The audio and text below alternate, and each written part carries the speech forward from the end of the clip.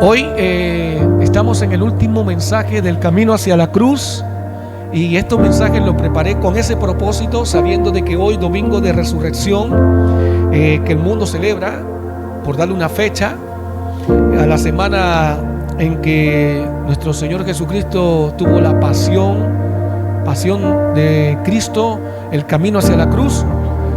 Hoy culminamos con este último mensaje y vamos a Lucas 22, 39 al 46. Evangelio de el apóstol Lucas, capítulo 22, verso 39 al 46. ¿Sabían ustedes que el apóstol Lucas no fue un apóstol escogido en vida por el Señor Jesucristo, sino que el apóstol Lucas era un compañero de batalla o de viajes del apóstol Pablo? Siempre estuvo con el apóstol Pablo, bien pegado con el apóstol Pablo, y en esa relación con el apóstol Pablo él conoció a los demás apóstoles, y él era médico, siendo médico preparado, muy estudiado, y el evangelio de Lucas es uno de los evangelios mejor redactado, porque él hizo investigaciones profundas sobre la vida de Jesucristo, sobre los milagros, sobre todas las cosas. Por eso que en el evangelio del apóstol Lucas aparecen cosas que no aparecen en los otros evangelios, porque los demás evangelios fueron predicados de la vivencia de cada apóstol, mas este fue de la investigación que él hizo a todos los apóstoles y todas las personas que caminaron con Jesucristo.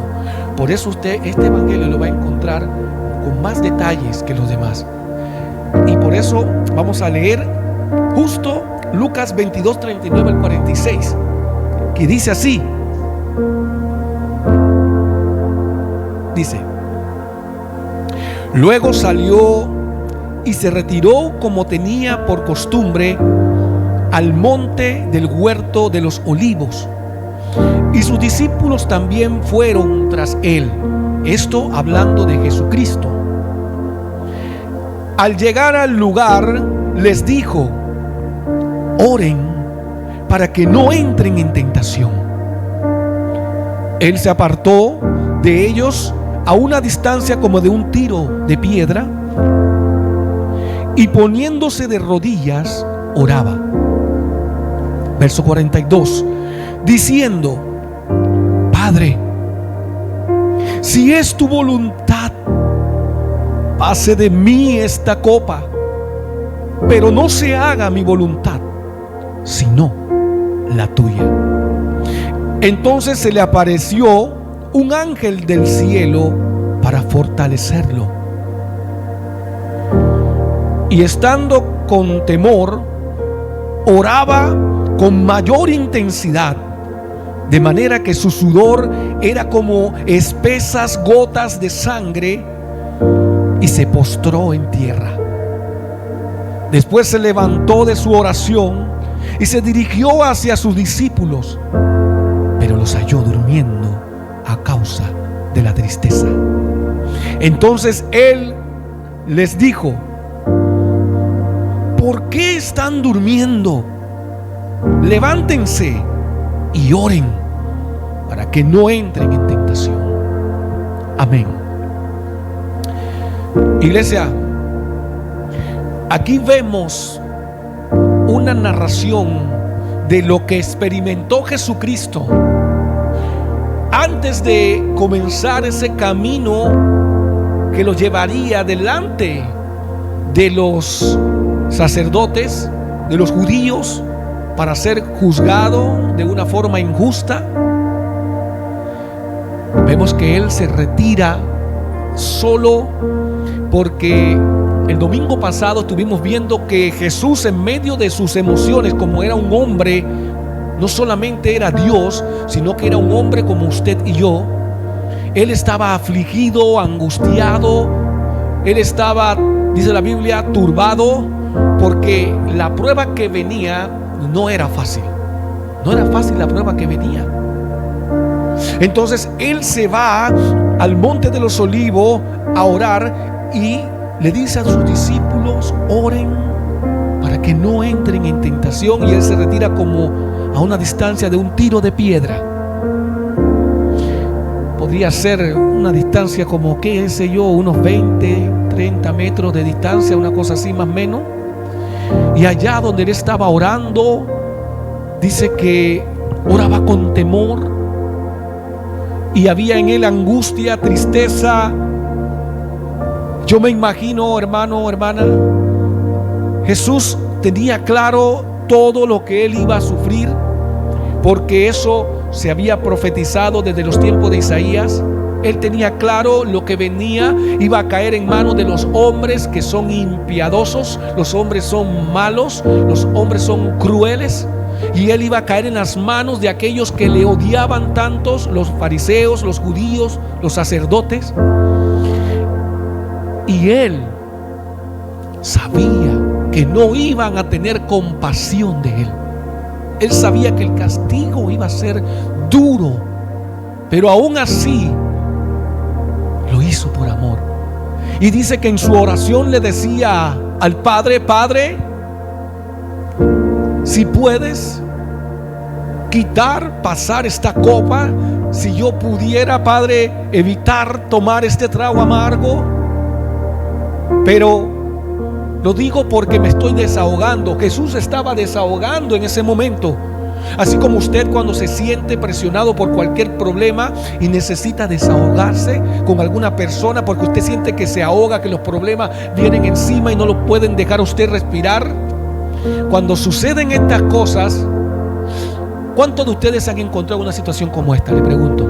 Yo me he encontrado muchas veces en situaciones como esta, en situaciones donde yo quiero llorar, gritar, que alguien me escuche, que alguien simplemente esté allí para decirme: no te preocupes, yo te puedo escuchar, tienes este hombro para apoyarte, sigue hacia adelante, tú puedes.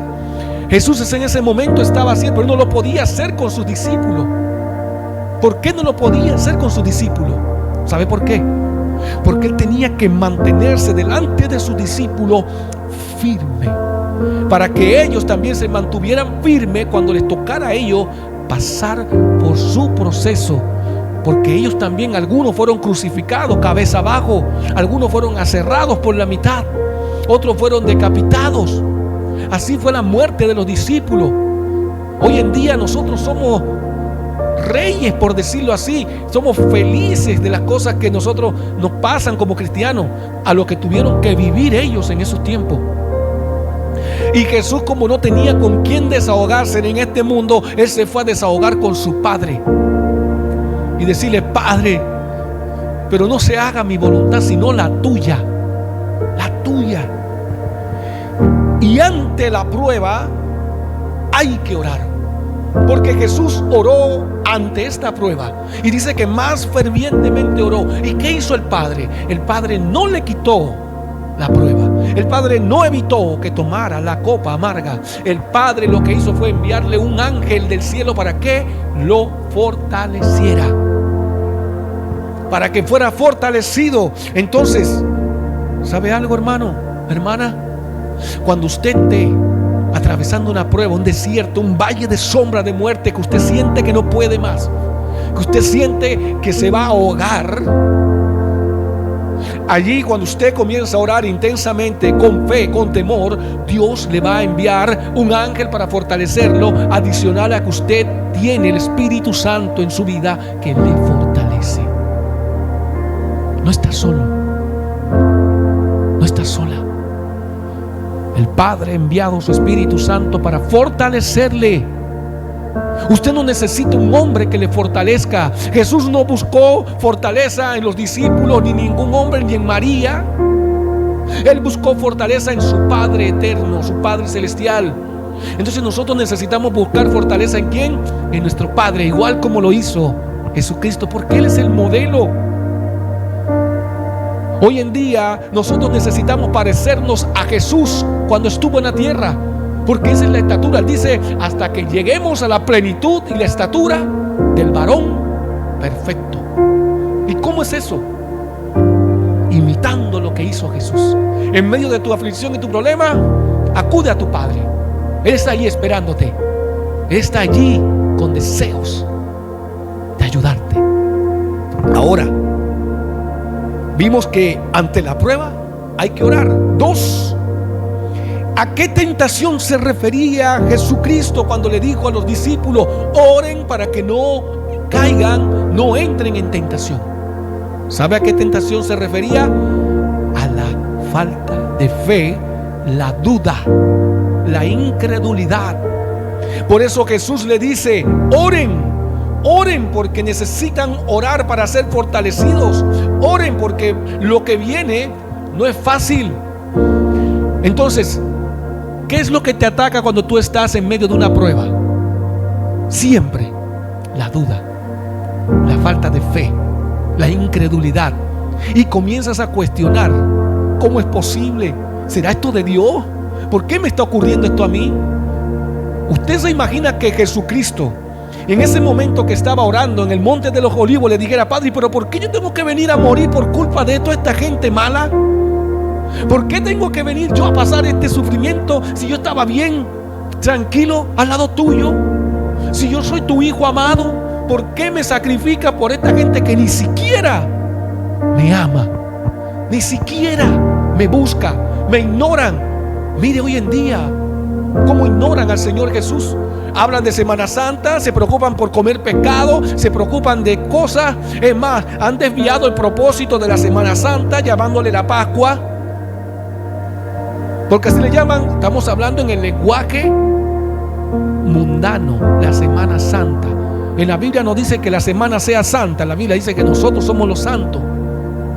Pero el hombre le ha llamado Semana Santa a esta semana, que es una semana como cualquier otra, pero desviando el propósito.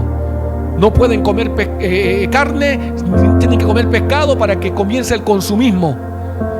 ¿Quién dijo que Jesucristo comió pescado ese día que hizo la cena del Señor? Ese día Él comió pan y bebió vino. Entonces lo que habría que comer sería pan y vino, no pescado.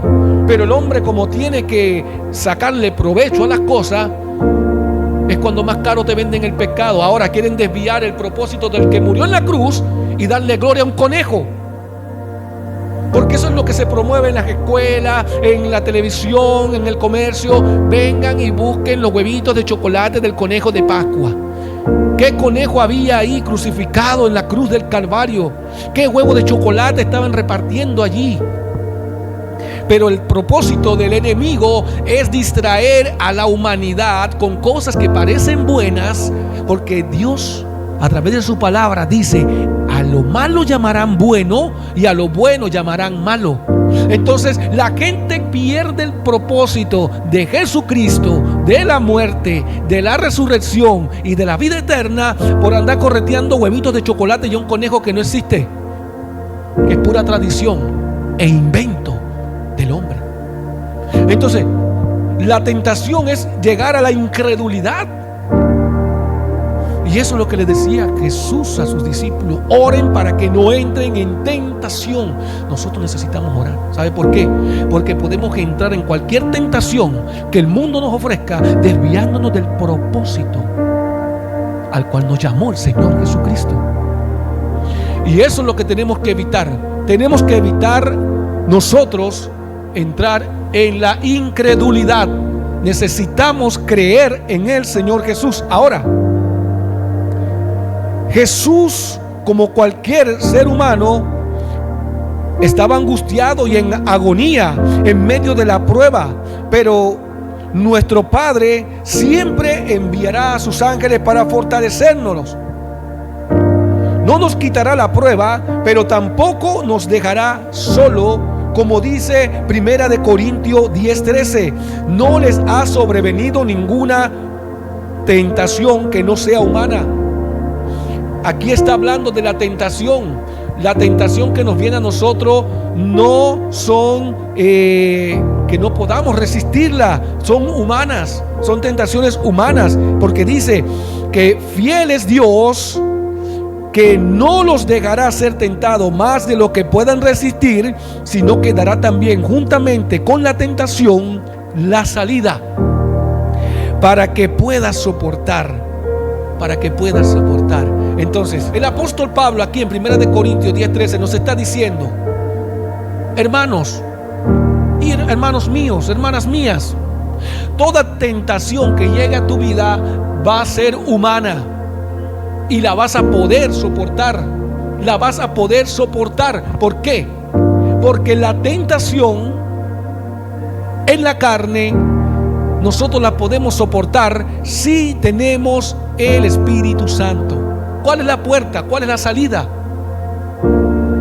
Jesucristo es la puerta. Él dijo: yo soy la puerta de las ovejas. Yo soy la puerta para llegar al Padre. El que entra por medio de mí llega a mi Padre. Entonces Dios está diciendo: en medio de tu prueba, en medio de tu situación, tienes al Señor Jesús como puerta y al Espíritu Santo como fuerza para poder llegar hasta la puerta y salir de la tentación. Mira, hermano, ayer conversaba yo con dos señoras allá cuando mi hijo estaba jugando. Ellas estaban con su nieto, otra estaba con su hijo, y estábamos conversando y yo les hacía una pregunta, porque yo les dije: no, yo soy cristiano. Y una de ellas dice: yo no me congrego en ningún lado, pero mire que mi esposo me preguntó en estos días que por la fecha, por lo que se está hablando, que deberíamos hablarle a nuestro hijo de la fe. Pero le dije yo: ¿y qué fe le vamos a hablar si ni nos congregamos en ninguna iglesia? Y la otra señora que estaba al lado era católica, pero tampoco se congrega, porque se desilusionó de muchas cosas y no cree en ninguna iglesia. ¿Y sabe qué? El denominador común hoy en día en la sociedad es que muchas personas no creen en las iglesias, pero no creen en la iglesia no por el Señor Jesús. No creen en la iglesia por las personas que están en las iglesias. Por eso no creen. Muchas iglesias se han convertido en piedra de tropiezo para que personas lleguen al Señor Jesús.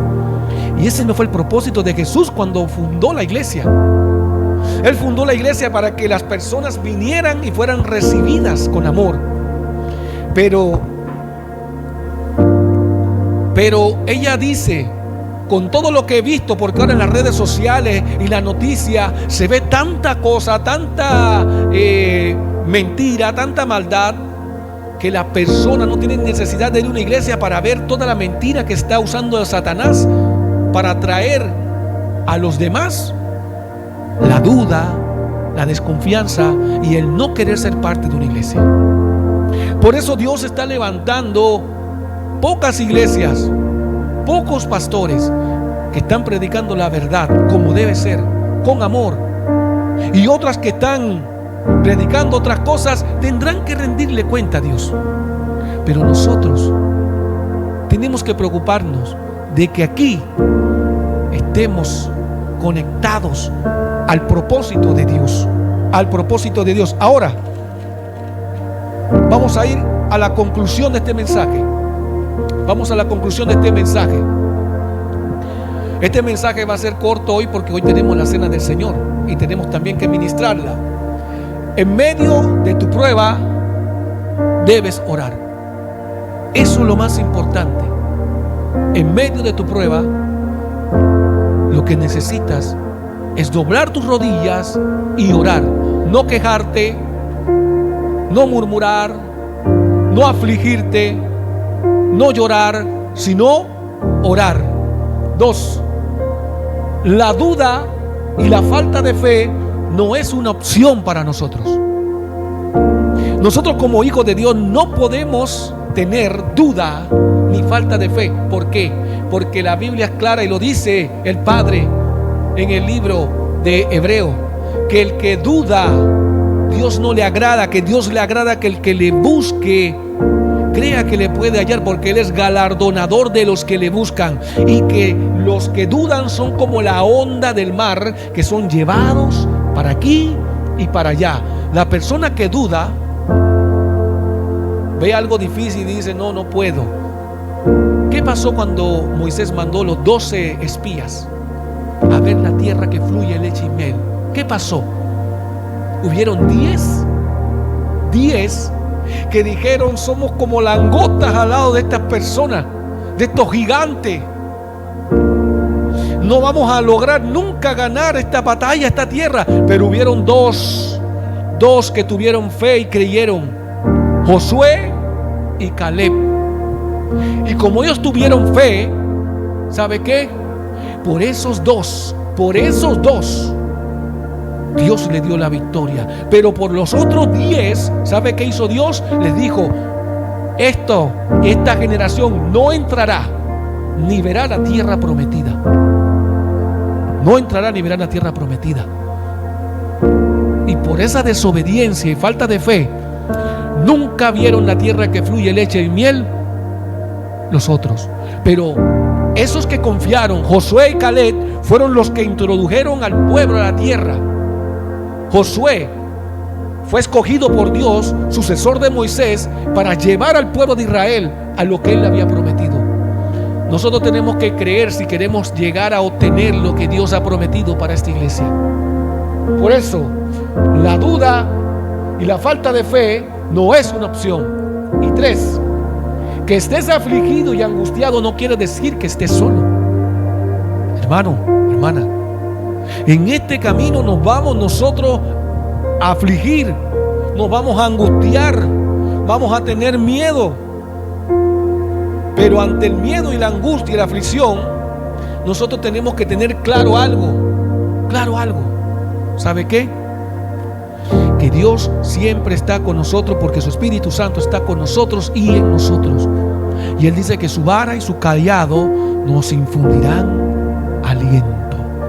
aliento. Ahora, quiero que veamos 2 versos bíblicos para terminar con este mensaje hacia la cruz. El primero está en Romanos 8:35 al 39. ¿Qué me apartará del amor de Cristo? ¿Angustia? ¿O prisión? ¿O persecución? ¿O hambre? ¿O pobreza extrema? ¿O peligro? ¿O espada? Como está escrito: por tu causa morimos cada día y somos considerados como corderos para el sacrificio. Estoy leyendo la versión Pechita, la de ustedes debe decir como corderos al matadero, que es la versión Reina Valera. Pero en todas estas cosas somos ¿qué? Más que vencedores por medio de aquel que nos amó. Somos más que vencedores, iglesia, por medio de aquel que nos amó. Porque estoy convencido que ni la muerte, ni la vida, ni ángeles, ni principados, ni potestades, ni lo presente, ni lo porvenir, ni lo alto, ni lo profundo, ni ninguna otra cosa creada nos apartará del amor de Dios, que es por medio de nuestro Señor Jesucristo. ¿Qué te dice la Biblia que eres? Decláralo conmigo: somos más que vencedores en el Señor Jesús, que nos amó. Entonces, iglesia, ¿por qué nos sentimos como derrotados a veces? ¿Por qué nos sentimos como perdedores a veces? ¿Sabe por qué? Porque entramos en tentación. Llega la duda, llega la falta de fe, llega la desconfianza. Mire, iglesia, yo veo este lugar hasta atrás lleno de almas que quieren adorar al Señor, que necesitan al Dios vivo, que necesitan al Espíritu Santo. Yo las veo. Es más, veo este lugar que se hace pequeño para las almas que Dios enviará aquí. ¿Y sabe qué? Yo lo veo porque yo creo, porque tengo fe y porque no permito a la duda, a la tentación que entre a mi vida, sino que creo que soy más que vencedor y somos más que vencedor, y esta iglesia es más que vencedor por aquel que nos amó. Ahora, Juan 19, 28 al 30. Y con esto vamos a terminar el mensaje para ir a la cena del Señor. Dice: después de esto, sabiendo Jesús que se había consumado todo, para que la escritura tuviera cumplimiento, dijo: tengo sed. Había allí una vasija llena de vinagre, Y ellos empaparon de vinagre una esponja y colocándola en una rama de hisopo, se la acercaron a la boca. Habiendo Jesús recibido el vinagre, dijo: he aquí, consumado es. E inclinó su cabeza y entregó su espíritu. Iglesia, aquí la palabra dice que Jesús, sabiendo que todo se había consumado, que todo estaba ya cumplido, Él dice esta palabra: tengo sed. ¿Para qué?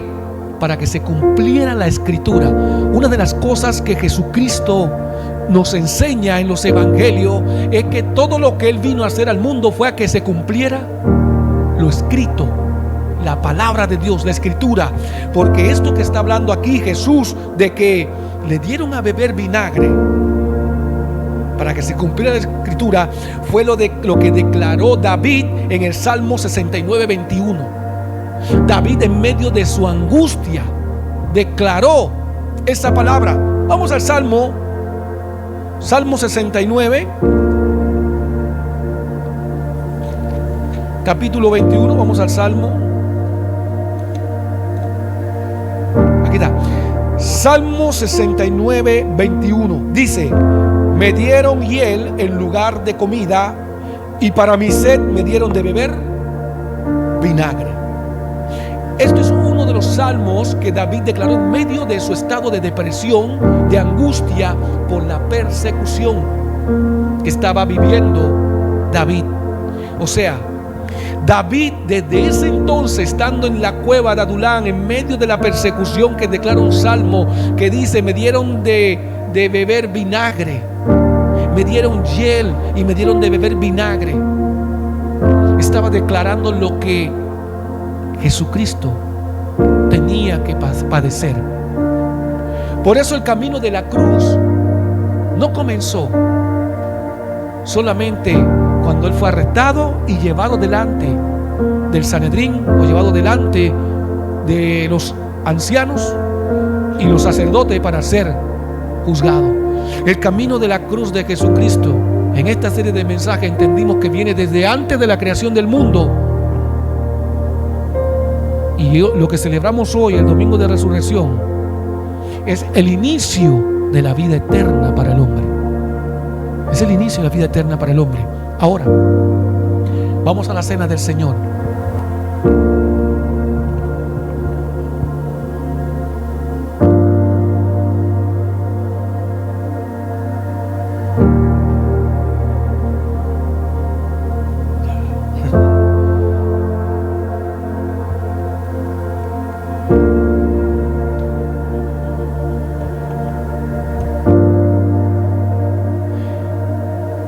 Vamos a celebrar la cena del Señor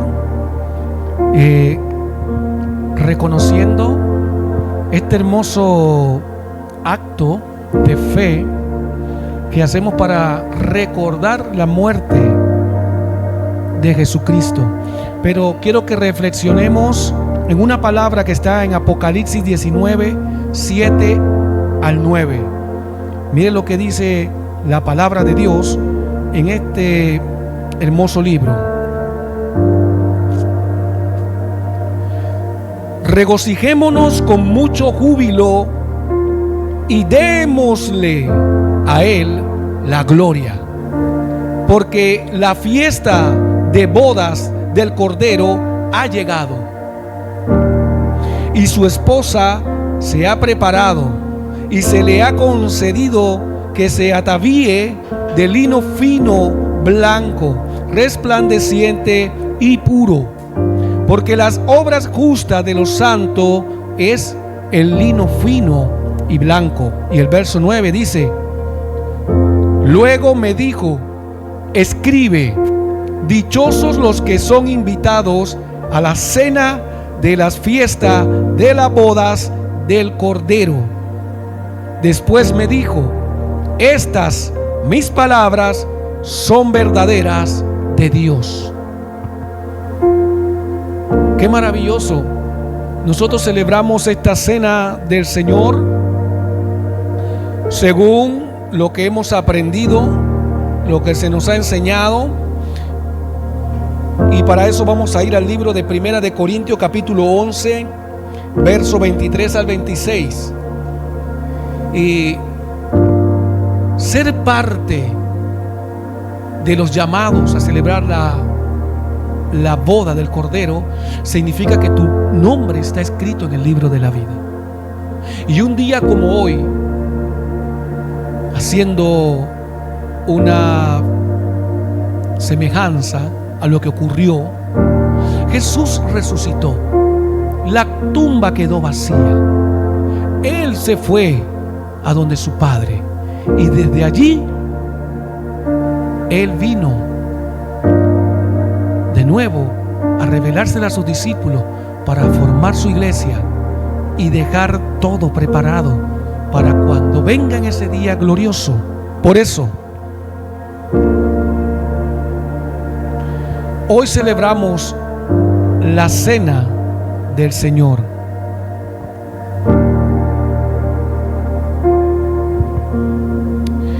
Y vamos a leer 1 Corintios 11, 23 en adelante. Dice: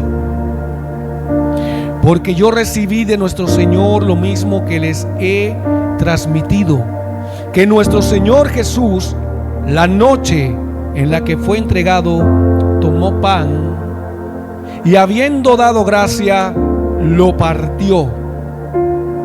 Partió el pan y dijo: tomen, coman esto, es mi cuerpo, que por ustedes es partido. Así hagan en memoria de mí. Asimismo les dio también la copa después de haber cenado y dijo: esta copa es mi nuevo pacto mediante mi sangre. Así hagan todas las veces que la beban en memoria de mí. Ahora, comamos el pan, iglesia, en representación del cuerpo de Jesucristo.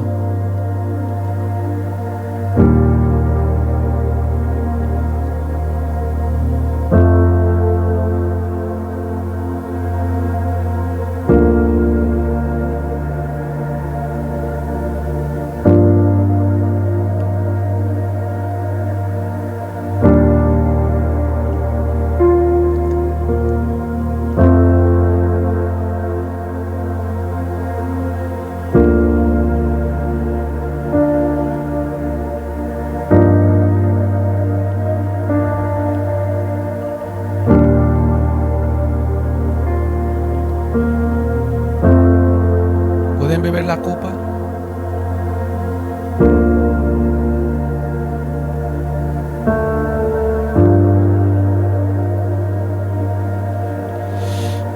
Y dice el verso 26: porque todas las veces que coman este pan y beban esta copa, la muerte de nuestro Señor conmemoran hasta su venida.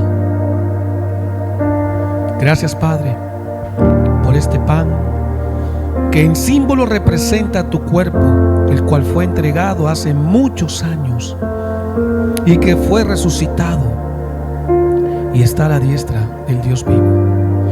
Gracias por esta copa de vino que, representando tu sangre derramada, que nos lava, nos limpia de todo pecado, Padre bueno, la bebemos hoy en memoria de lo que hiciste por nosotros.